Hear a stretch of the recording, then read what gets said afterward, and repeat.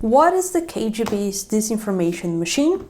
Hello everyone, welcome to the very first video of this channel, and I'm here to do a historical analysis on the KGB's disinformation machine.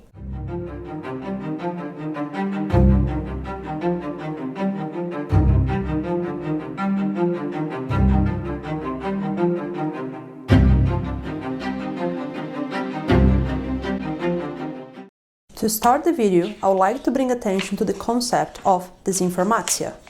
This is a Russian word that of course means disinformation, but what exactly does this mean? According to the International Journal of Intelligence and Counterintelligence, disinformation was an especially refined KGB technique of disinformation, where it included operations aiming at pollution of the opinion-making process in the West. The KGB, working with other bloc services, manufactured all sorts of faked, forged and implanted materials targeted at politicians, professionals, workers, the academic community and the public at large. This video aims to make an academic and historical analysis not only of the KGB but of its disinformation campaigns throughout the Cold War. And before we begin, I want to bring your attention to a timeline that shows us the origins of the KGB. The beginning of the KGB actually took place in December 1917 under the name of Cheka by Vladimir Lenin, right when we have the October Revolution and the implementation of communism in what was before known as the Empire of Russia, then became the Soviet Union. We also see in 1922 the incorporation of NKVD, changing into the nomenclature of the KGB in 1954, staying the same name until 1991. But what is the relevance of this today? Well, a lot, not only historically, but also to the fact that to many people the KGB has not died, instead emerged into the FSB. This is a known thing amongst Russians, as we can see here in this collection of books that talk about the KGB and the FSB just being pretty much the same thing. In the book edition about the KGB, we can see a timeline that shows us the progress of the leadership of the KGB after the death of Stalin and brings us all the way to current times, as we can see here, under the President Vladimir Putin. Therefore, pretty much just giving a sense of continuation that the KGB has continued in today's form of the FSB. Therefore, it is important for us to understand how this agency operated throughout the Cold War, so we can look at present events and present situations that involve Russia at the moment. Disinformation is a carefully constructed false message leaked into an opponent's communication system to deceive the decision-making elite or the public. Disinformation can be of political, economic, military, or even scientific nature. To succeed, every disinformation message must at least partially correspond to reality or generally accepted views, especially when an intended victim is a seasoned veteran of such propaganda practices. Without a considerable degree of plausible, verifiable information, it is difficult to gain the victim's confidence. One person that spoke extensively about KGB's disinformation techniques is Ion Mihai Pacepa, which was somebody who worked under the dictatorship of Ceausescu in Romania and later defected to the CIA. He wrote this book called Disinformation, and I'm going to read a little extract from it where he explains a little bit more of his experience inside the KGB and how that worked. During the Cold War, more people in the Soviet bloc worked for the disinformation machinery than for the Soviet army and defense industry put together. The bloc's intelligence community alone had well over 1 million officers and several million informants around the world. All were involved in deceiving the West and their own people, or in supporting this effort. To them should be added the vast number of people working for the international disinformation organizations that the KGB secretly created. According to Pacepa, these organizations were headquartered outside the Soviet Union, pretended to be independent international entities, and published their own newspapers in French or English. Some of those international Potemkin villages, as they were called, in which he was personally involved, include the World Peace Council, which branches in 112 countries at the time of the Cold War, the World Federation of Trade Unions, which branched in 90 countries, the Women's International Democratic Federation, with branches in 129 countries, the International Union of Students, with branches in 152 countries, and the World Federation of Democratic Youth, with branches in 210 countries. Therefore, as we can see, the web of KGB disinformation did reach several layers of society throughout the Cold War. Now, let's look at a more historical timeline, and for that, we're going to be reading out of the book The KGB and Soviet Disinformation, written by Ladislav Bittman, a professor of disinformation at Boston University. The Soviet love affair with disinformation and active measures began long before the Revolution of 1917, even though the operations were not identifiable under these labels. Vladimir Lenin emphasized the importance of informal penetration techniques, propaganda, agitation, and political deception as integral elements of the Communist Party strategy. Shortly after the Revolution of 1917, the era of international deception and informal penetration entered a new stage. The first step in the Soviet strategic plan was to recruit large numbers of disciplined agents totally dedicated to proletarian revolution and penetration of capitalist society. A directive adopted at the Second Congress of the Communist International in 1920 stated that the fundamental principle of all organization work of the Communist Party and individual communists must be the creation of communist nuclei everywhere they find proletarians, although even in small numbers.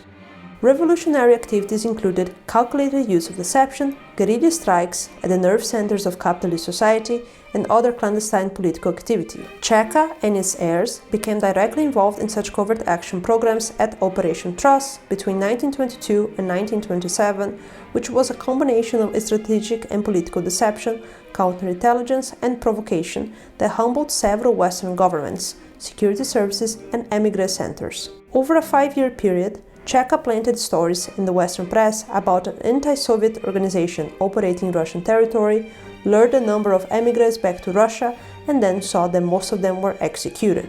The 1930s was a period of bloody purges in the Soviet Union and in the international communist movement. A substantial number of active measures were directed against Russian exile organizations and their leaders, particularly in Western Europe.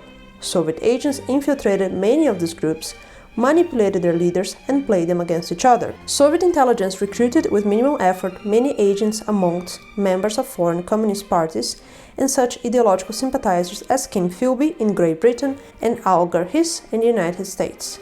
These individuals were used mainly as sources of secret information and occasionally as agents of influence. And during the Spanish Civil War between 1936 and 1939, the Soviets sent military equipment, weapons, instructors, and a large number of intelligence and secret police operatives to implement revolutionary justice. Hunting counter-revolutionaries, political deviants, and suspects was a routine procedure. Most Soviet covert activities during World War II were concerned with the military situation. Soviet intelligence agencies conducted many strategic and tactical military operations focused on disinformation and psychological warfare.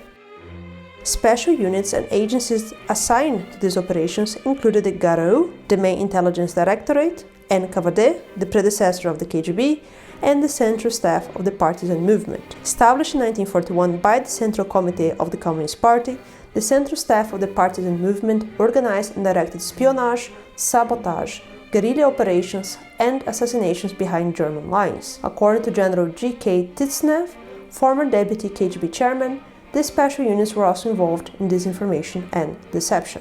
Soviet active measures after World War II passed through several stages. The first stage, between 1945 and 1948, was characterized by revolutionary idealism of a liberated Europe and the strong ideological appeal of communism. Though skillful diplomatic maneuvering and the help of local communist parties and secret agents, many of whom were recruited among governmental officials and military and state security operatives, the Soviets gradually changed the political system of all Central and East European countries they had helped to liberate, with the exception of Austria and Yugoslavia. The next period, between 1948 and 1959, was characterized by a visible decline in the ideological appeal of communism, considerable expansion of Soviet active measures through satellite services, and creation of a network of international front organizations to support Soviet foreign policy. The new communist governments of the satellite countries, East Germany, Czechoslovakia, Poland, Hungary, Bulgaria, and Romania, opened the door for Soviet advisors who helped these countries build large counterintelligence and intelligence organizations based on the Soviet model and objectives. Satellite intelligence services conducted several hundred active measures in the non-communist world between 1950 and 1959.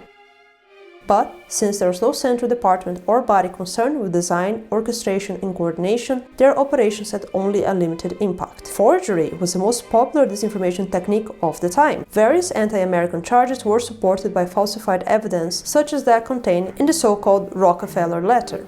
In February 1957, an East German communist daily, Neues Deutschland, published several pages of a letter supposedly written by Nelson Rockefeller to President Dwight Eisenhower. The forgery outlined a plan to use military and economic aid to influencing and manipulating foreign countries. Despite many misspellings and unusual political terminology that betrayed the perpetrator, all major East European communist newspapers and a few liberal West European publications reprinted it. And during the Korean War, between 1950 and 1953, the KGB conducted a worldwide disinformation campaign accusing the United States of using bacteriological warfare. With the help of Western journalists like Winfried Burchett, the Soviets publicized the forged evidence in communist as well as Western newspapers. The decade of the 1950s was also a period of extensive terrorist activities. Some of these operations were conducted against prominent political exiles and refugees from communist countries, like the assassination of Stefan Bandera in 1957 in West Germany. Others were conducted solely for disinformation purposes. The KGB established a new department within the first directorate of the KGB in 1959 and charged it with the responsibility of dissecting enemy weaknesses, analyzing failures and mistakes, and exploiting these vulnerabilities in a massive and systematic covert offensive around the world. The department was staffed with approximately 50 to 70 highly experienced and imaginative covert action specialists. This development marked the beginning of a new era of secret games and intrigues against the non-communist world. In the preceding period, active measures had been considered secondary to the gathering of secret information. But in the decade of the 60s, an active measure became everyday occurrences in some areas of the world, particularly in third world countries. Between 1962 and 1964, East Germany, Czechoslovakia, Hungary, Bulgaria, and Poland followed the Soviet example and formed similar departments. The Czechoslovak Department for Active Measures alone directed and coordinated over 100 operations in 1965. At that time, all intelligence services in the Soviet bloc conducted between 300 to 400 similar operations each year. The KGB retained the role of chief coordinator, but permitted and even encouraged direct operative contacts among satellite services. The Soviet Disinformation Department was further upgraded in 1970 to the rank of a special section known as Service A, one of only two such sections within the first chief directorate of the KGB. The Soviets suffered a series of setbacks in the worldwide offensive during the 1970s. In Western Europe, Portugal emerged as a key Soviet target country. After the coup by General Antônio de Spinola's military junta in 1974, Álvaro Cunhal, the Secretary-General of the small but well-disciplined pro-Moscow Communist Party, became a minister without portfolio in the new government. The Soviets hoped that the Portuguese Communist Party would gradually gain dominant influence and the country would become loosely associated with the Soviet bloc. Permission to establish military bases in Portugal would give the Kremlin a major strategic advantage against the United States and Western Europe. Squeezed and threatened by the Soviets from two sides, the remainder of non-communist Europe would live under growing psychological and political stress and eventually break completely with the United States. Despite intensive diplomatic maneuvering and massive covert operations, the Soviets were unable to divert Portugal's alignments with the West. In Africa, the Soviets shone a mixed alliance sheet of successes and failures. With the help of East European satellites in Cuba, they expanded their influence in Angola, Ethiopia, and Mozambique. But they suffered major setbacks in Sudan, Somalia, and particularly Egypt, once considered the key to controlling North Africa and the Middle East. On numerous occasions, particularly when official Soviet policy is in trouble, the KGB and official Soviet mass media conduct campaigns to divert attention from Soviet problems. For example, a Soviet nuclear-equipped submarine on an intelligence gathering mission in 1981 ran aground in Swedish territorial waters. To counteract negative publicity in Western Europe and North America, the Soviet mass media immediately after the incident began promoting a Soviet plan for a Nordic nuclear-free zone, and they accused the Swedes of spying on Soviet communication system for NATO. Skillful Soviet diplomacy, propaganda, and disinformation campaigns largely changed the political direction of grievance in the Third World. The traditional North versus South character of the UN discussions during the Cold War has been redirected by the Soviets into an East versus West conflict. In the 1982 General Assembly, Third World nations voted with the Soviet Union an average of 83.4% of the time, and the same group voted an average of 20.4% of the time with the United States, therefore making it clear the impact importance that disinformation plays as a role in a war. As the 1980s came to an end, the world witnessed officially the end of the Cold War and with that the end of the Soviet Union. Nevertheless, disinformation campaigns have continued to this day around the world, including in modern Russia. Would you like to watch more content about these topics? Leave your suggestion in the comments below and don't forget to like this video and subscribe to my channel for more content. Thank you and see you next time.